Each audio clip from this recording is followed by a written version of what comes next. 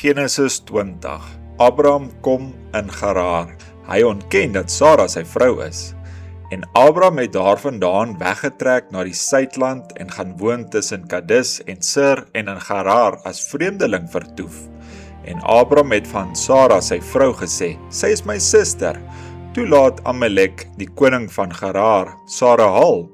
Maar God het in die nag by Amalek gekom in 'n droom en vir hom gesê, kyk, jy sal sterwe terwille van die vrou wat jy laat haal het, want sy is 'n getroude vrou. Maar Amalek het nog nie naby haar gekom nie. Daarom het hy gevra, Here, sal U ook 'n regverdige nasie ombring?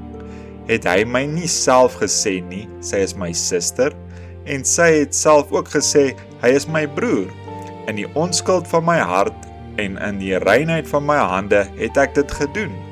Daarop antwoord God hom in die droom, ek weet ook dat jy dit in die onskuld van jou hart gedoen het, en ek self het jou daarvan terughou om nie teen my te sondig nie. Daarom het ek jou nie toegelaat om aan haar te raak nie. Gee dan nou die man se vrou terug, want hy is 'n profeet, en hy sal vir jou bid dat jy kan lewe.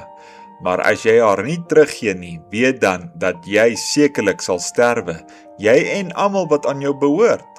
Amalek is toe die môre vroeg op en hy het al sy dienaars geroep en die hele saak voor hulle ore vertel.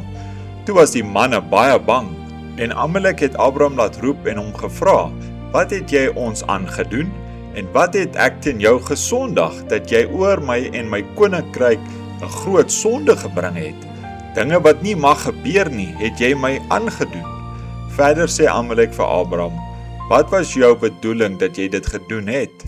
En Abraham antwoord, ek het gedink daar is regtig geen vrees vir God in hierdie plek nie, sodat hulle my oor my vrou sal doodmaak. En sy is ook werklik my suster, sy is my vader se dogter, maar nie my moeder se dogter nie, en sy het my vrou geword. En toe God my uit die huis van my vader laat omswerf het ek aan haar gesê, dit is die guns wat jy van jou kant aan my moet bewys. Elke plek waar ons kom, moet jy van my sê, hy is my broer. Toe neem Amalek kleinvee en beeste, ook slawe en slavinne, en gee dit aan Abraham.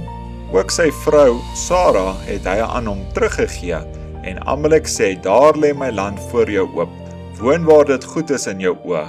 En vir Sara sê hy, hier gee ek aan jou broer 1000 sikkels silwer. Kyk, dit is vir jou bedekking van die oë met betrekking tot elkeen wat by jou is, sodat jy in elke opsig geregverdig is. Toe het Abraham tot God gebid en God het Amalek gesond gemaak, ook sy vrou en sy slavinne, sodat hulle kon baar. Want die Here het elke moederskoot van die huis van Amalek geheel en al toegesluit terwille van Sara, die vrou van Abraham.